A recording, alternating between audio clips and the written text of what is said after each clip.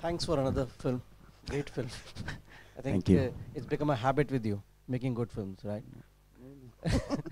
No, anyway, this film happened because I was doing my recce for my feature film, Okay. and then I found out these things are happening, and I started shooting, and then this FD pitching came, so it was a great chance. So I started that way. Yeah. So are you saying the mantra is to start making features and then documentaries will automatically happen? Is that what you're saying? I don't know, but my passion is feature. So, Okay.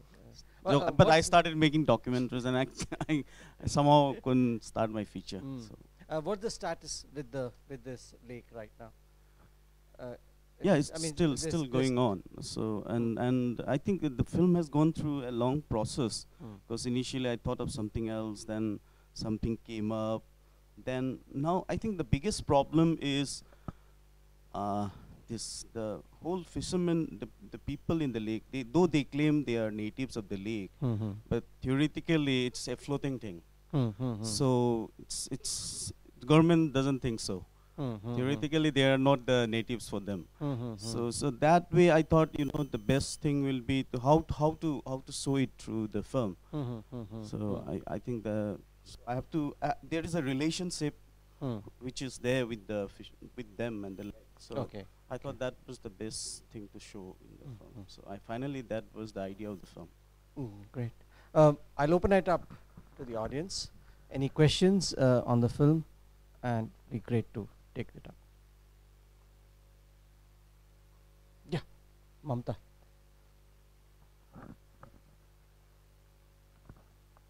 It's not a question. I just want to say I'm a big admirer of your work. And after a long wait, you've given us another film. Thank you so much. And you're a true storyteller of the soil, I must say. And in Manipur, a storyteller is part activist, so that comes through. But one of the things to learn from you is how you always keep your form. Your medium is always cinema, and I don't know, Pankaj. It's exactly. Always cinematic. He's so cinematic. He's so hardcore activist at the core of the film. And it's not just the shooting. Even I find even the editing style. It's amazing. Especially this. The ending in this film. This idea of ending with reconstruction. Kind of. It's a process. I think it also kind of voices, echoes. The sentiment with which you are working. For me at least. I don't know. How? Okay, let's put it this way. How do you look at this entire process? Because this kind of a development crisis, it's something which a lot of us, are facing, and we also get to make, these films where, people are being evicted. And what is your take on something like this personally? See, I always choose subjects which affects me personally. So this was one thing, which is affecting me right now. Initially, I was trying to, a lot of development activities are happening in the entire Northeast, even in Manipur also, in the city as well as the villages.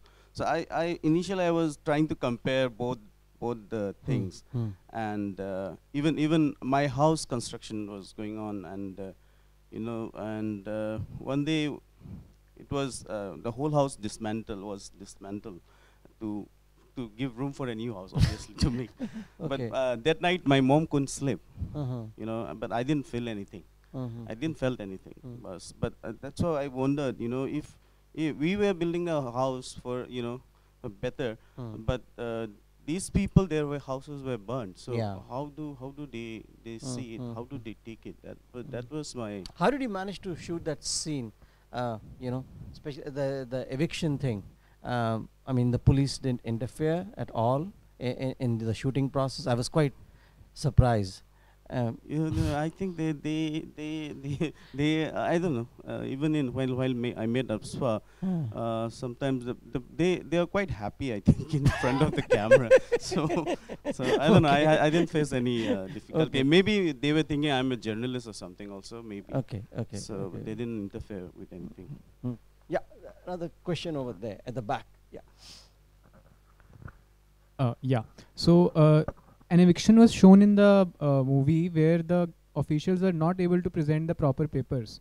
So of all the evictions shown in the movie, were there some evictions where they actually came up with the right papers and they had the authority to demolish these structures?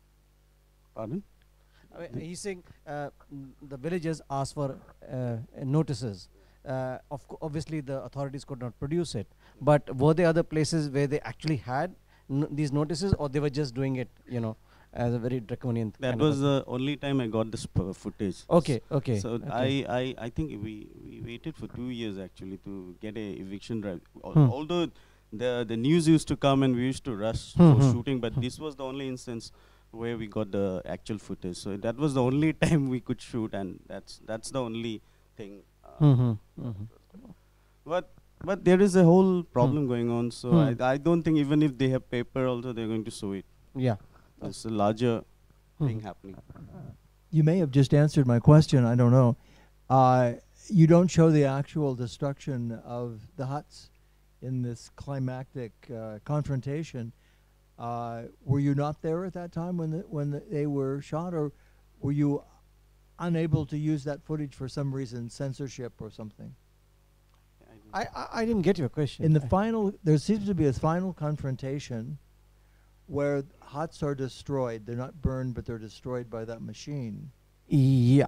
Yeah, and the huts are destroyed. We don't see. Yes. We don't see any of the actual destruction.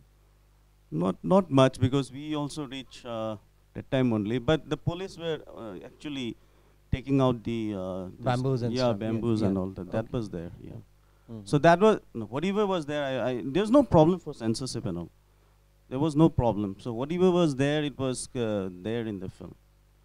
I kind of missed the destruction. Yeah, I also missed the shoot. I didn't shoot it. It would have been more climactic. Okay. Yeah.